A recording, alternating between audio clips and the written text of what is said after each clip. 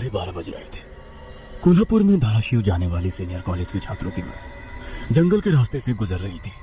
Trip खत्म करके वे वापस धाराशिव आ रहे थे। दिन भर मौज मस्ती करने की वजह से सभी छात्र थक कर सो गए थे। दरवाजे की सीट के पास विकास सर और सुशील सर खर्राटे ले रहे थे। बस ड्राइवर विजय मामा भी नींद में बस चला रहे थे। उनके बगल वाली सीट पर प्यून पांडू मामा बैठे हुए थे कि तभी बस के सामने जंगली सुअरों का झुंड आया। विजय मामा ने बस जंगल में रोक दी। कुछ देर में जब रास्ता खाली हुआ तो बस फिर से चलने लगी। कुछ ही देर में विकास सर के पीछे ही दूसरी सीट पर बैठा श्याम नींद से जाग गया। श्याम की उम्र 21 साल थी। पढ़ाई में बहुत तेज था, लेकिन हमेशा अकेला रहने वाला। ना किसी से बनती थी, ना ही उसका कोई दोस्त था। वह दूसरी सीट पर अकेला बैठा हुआ था। सर, टॉयलेट जाना है। सर ने आधी आंखें खोलकर खिड़की से बाहर देखा। बस अभी भी जंगल में ही थे। थोड़ी देर बैठ जाओ, जब जंगल खत्म होगा तो मुझे उठा दो, मैं बस रोक दूंगा।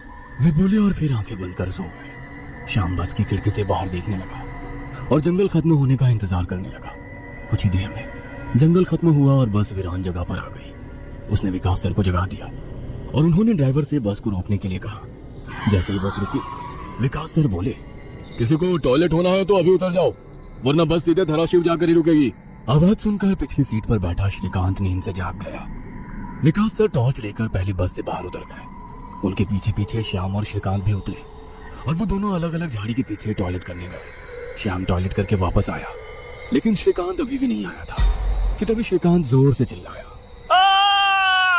उसकी आवाज सुनकर विकास सर और श्याम उसकी ओर भागे, लेकिन तभी श्रीकांत झाड़ी से बाहर आया।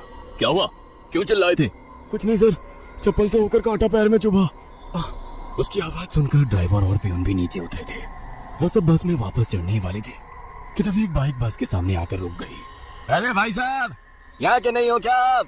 क्या आपको पता नहीं कि इस रास्ते पर लोगों को हमेशा चकवा लगता है? बाइक चलाने वाला बोला। चकवा नाम सुनकर विकास सर बोले, हाँ पता है, हम बस निकल ही रहे हैं।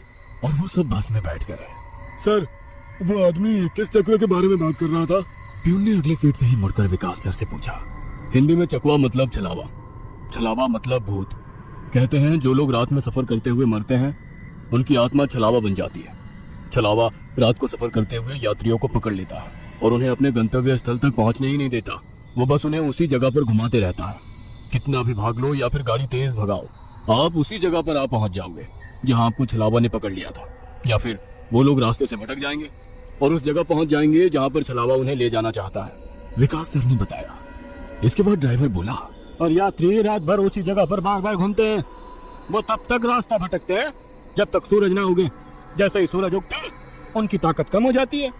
मेरे कुछ ड्राइवर दोस्त हैं, उनको भी छलावे ने पकड़ लिया था।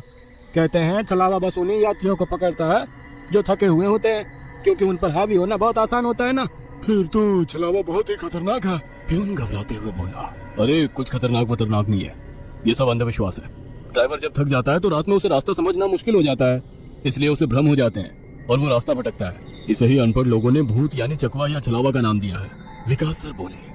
ये सभी बातें श्याम और श्रीकांत सुन रहे थे। नहीं सर, छलावे होते हैं और कुछ छलावे तो जानलेवा भी होते हैं। मेरे दादाजी को छलावे ने इतना परेशान किया था कि मरते मरते बचे थे। रात को जितने भी एक्सीडेंट होते हैं उनमें से कुछ ना कुछ एक्सीडेंट छलावे के कारण ही होते हैं। वो रात के बेरहम शिकार होते हैं।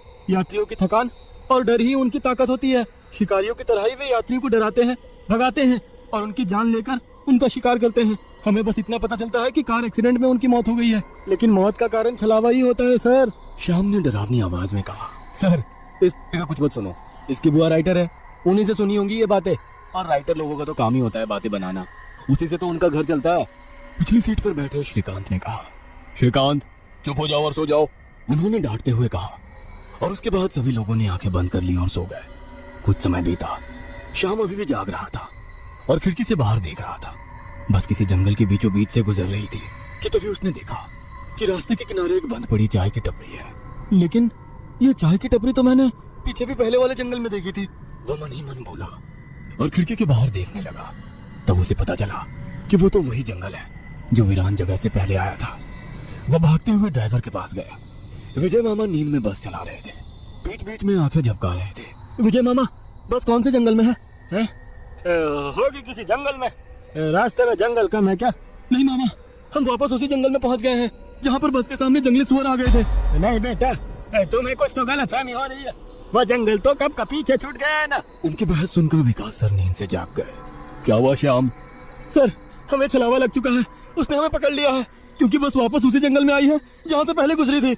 लेकिन विकास सर भी ड्राइवर की तरह उस पर विश्वास नहीं कर रहे थे। सर अगर आपको मेरी बात पर यकीन नहीं हो रहा है तो बाहर देखो, अभी कुछ देर रास्ते के किनारे एक ट्रक दिखाई देगा जो एक्सीडेंट में पलटी हो चुका है। और कुछ ही देर में रास्ते के किनारे सभी को पलटी हुई ट्रक दिखाई दी। ये देखकर सभी हैरान हो गए थे।